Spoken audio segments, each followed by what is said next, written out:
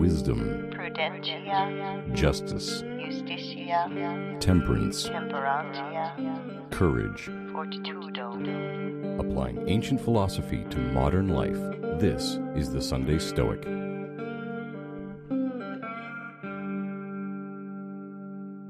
Welcome to the Sunday Stoic podcast, where we discuss the ancient philosophy of Stoicism and how it applies to modern life. Today will be a solo episode with me, Dan Monks of Queens, New York City. Today's episode will center around the Stoic spiritual exercise of circumscribing the present, sometimes called the delimitation of the present. Circumscribing the present is useful for three primary reasons that I can see. It ensures that we do not suffer more than is necessary. It helps us in moments when circumstances are threatening to overwhelm us, and it can help us to be more effective actors in the world while we are fulfilling our social roles through appropriate action. Pierre Hadot described circumscribing the present as a spiritual exercise in the inner citadel. If you haven't already done so, I highly recommend reading Pierre Hadot's Philosophy as a Way of Life and The Inner Citadel. I would argue that, other than the source materials of the ancient Stoics and Cicero, the works of Pierre Hadot are the best Stoic texts available. I find myself going back to them again and again. Life entails a certain amount of unavoidable suffering, but there is no need to take on more than is necessary. And yet, we frequently do exactly that. We take on more suffering than we ought when we either torment ourselves with ruminations on past suffering or with anxiety about potential future suffering. There are more things likely to frighten us than there are to crush us. We suffer more often in imagination than in reality. What I advise you to do is not to be unhappy before the crisis comes, since it may be that the dangers before which you paled as if they were threatening you will never come upon you. They certainly have not come yet. Accordingly, some things torment us more than they ought, some torment us before they ought, and some torment us when they ought not to torment us at all. We are in the habit of exaggerating, imagining, or anticipating sorrow. Seneca, Letter 13. When I think on this truth illustrated by Seneca, I always think of the dentist. Someone important to me was very fearful of the dentist because of the potential for pain. Fear of dental pain is not uncommon because it can be profound and sharp, as anyone who has experienced such pain can attest. But this person was suffering before they even left the house to go to their appointment. At the time, I could not explain circumscribing the present well enough for them to accept that their anticipation of suffering may well have been the only suffering they experienced that day in reference to dentistry. If the Novocaine was effective, they might not have suffered at all while at the dentist. And if that were the case, if they had not anticipated the pain, there would have been no suffering at all that day. But because they had anticipated the possibility of the pain, it was too late to escape suffering. They suffered the whole morning while they were preparing to go to the dentist. Let not the mental picture of life as a whole confound you. Fill not your thoughts with what and how many ills may conceivably await you. But in every present case ask yourself, what is there in this experience so crushing, so insupportable? You will blush to answer. Remind yourself further that it is not the future nor the past, but the present always that brings you its burden. But this is reduced to insignificance if you isolate the present. Marcus Aurelius, Meditations, Book 8.36. Everyone faces hardships in life, and when the prospect of an anticipated hardship appears catastrophic, it can lead to freezing up, despair, hopelessness, depression, sadness, fear, and even panic. None of these emotional states of being are useful if we are to be effective in overcoming, or at least enduring, the hardship.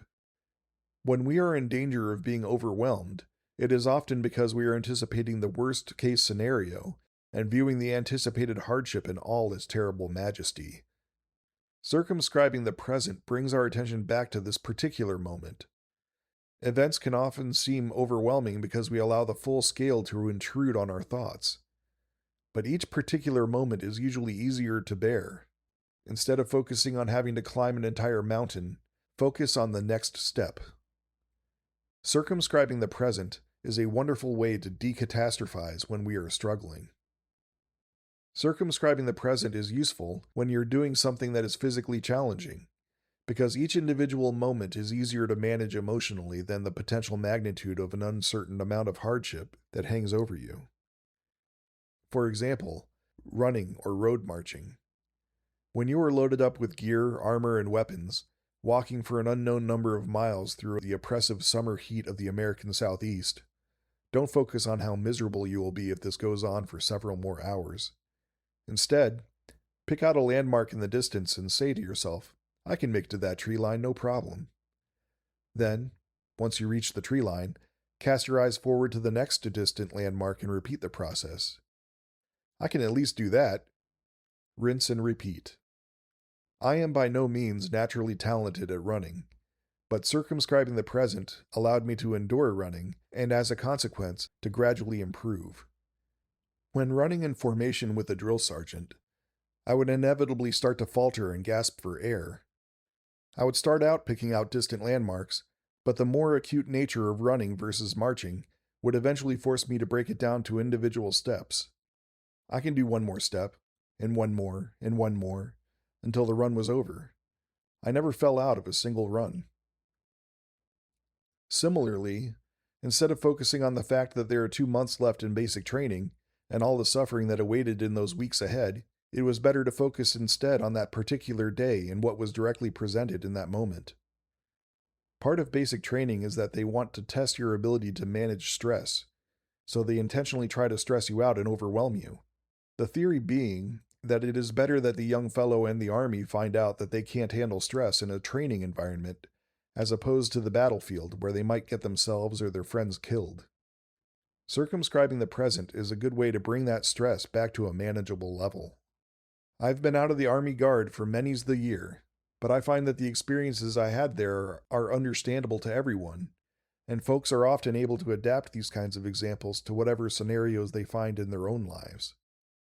It is important to mention that circumscribing the present is useful for any situation where ruminations on the past or anxiety of the future are threatening to overwhelm us. I used physical examples above, but it applies equally well to other scenarios. For example, if you are helping a relative who is ill or even in hospice, instead of focusing on all the potential suffering that may lie ahead, focus on the moment immediately presenting itself to you. It won't make the present moment a wonderful experience, but it will remove or at least reduce the weight of the unknown future from your shoulders. Circumscribing the present is closely related to Prosoche, which Pierre Hadot describes as the fundamental Stoic attitude. Prosoche is the continuous, vigilant attention to the present moment, our present sense impressions, our judgments of those impressions, and the formation of appropriate impulses and actions in response to those impressions and judgments. It is closely related to what other disciplines and schools would call mindfulness. Over time, practicing Prosoche will improve your ability to realize that you are trapped in the past or the future, ruminating on the past or anxiously anticipating the future. Prosoche provides you with the awareness that the distraction is happening, which allows you to bring your attention back to where it matters, the present moment.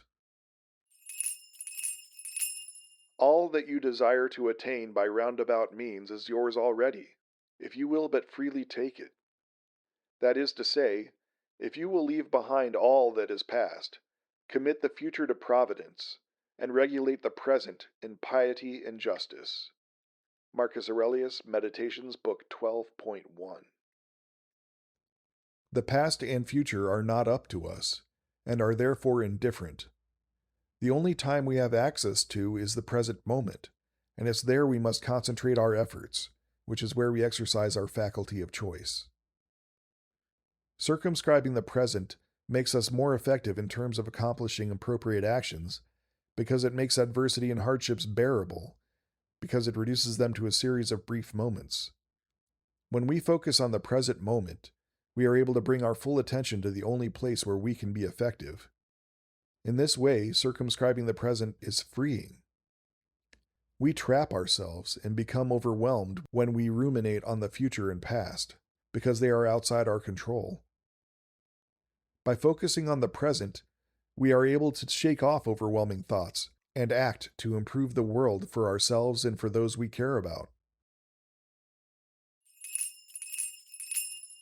Two elements must be rooted out once and for all: the fear of future suffering and the recollection of past suffering, since the latter no longer concerns me, and the former does not concern me yet. Seneca, Letter 78. Stoicism is not a collection of independent techniques and life hacks to be applied unsystematically to life. For those who come to Stoicism for life hacks, they will find some good ones, and I am sure they will benefit in some ways from applying what they choose to implement. However, Stoicism is an interwoven, interlocking, and mutually supportive framework. Once you start picking out pieces, it quickly becomes unstable, and the structure loses its robust character. In the case of circumscribing the present, it is closely related to Prosoche and the Dichotomy of Control. Prosoche provides us with the vigilant mindfulness to realize we are either trapped in ruminations of the past or being overwhelmed by thoughts of potential hardship in the future.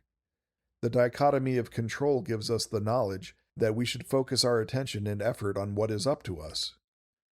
Circumscribing the present reminds us that the past and future are not up to us. The past is fixed and unchangeable, and the future is unknowable. Past and future are out of our reach and are thus not up to us, and are consequently indifferent. The only moment in time that really matters is the present moment, because the present moment is the only moment to which we have access. So, if we find ourselves overwhelmed by thoughts of future hardship, or trapped in ruminations on past memories, we should bring our attention back to the present, and how we can best address present circumstances in a virtuous manner as a rational and social animal. Fear follows hope. I am not surprised that they proceed in this way. Each alike belongs to a mind that is in suspense, a mind that is disturbed by looking into the future. But the chief cause of both these ills is that we do not adapt ourselves to the present, but send our thoughts a long way ahead. And so, foresight, the noblest blessing of the human race, becomes corrupted. We torment ourselves over that which is to come, as well as over that which is past. Many of our blessings bring affliction to us, for memory recalls the tortures of fear, while foresight anticipates them. The present alone can make no man wretched. Seneca, Letter 5. To briefly recap, circumscribing the present ensures that we do not suffer more than is necessary. Circumscribing the present also helps in moments where circumstances are threatening to overwhelm us. It can also help us to be more effective actors in the world while we are fulfilling our social roles through appropriate action. No man can part with either the past or the future, for how can a man be deprived of what he does not possess? The longest lived and he whose time to die comes soonest part with no more the one than the other. For it is but the present that a man can be deprived of. Marcus Aurelius, Meditations, Book 2.14.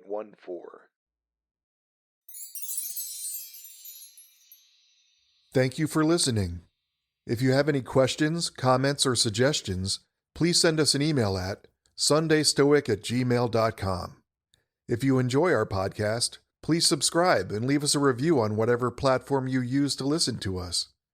Your feedback helps us to reach new audience members and to build the podcast. We look forward to releasing a new episode next week, fate permitting. And as Steve always says, Carpe Diem!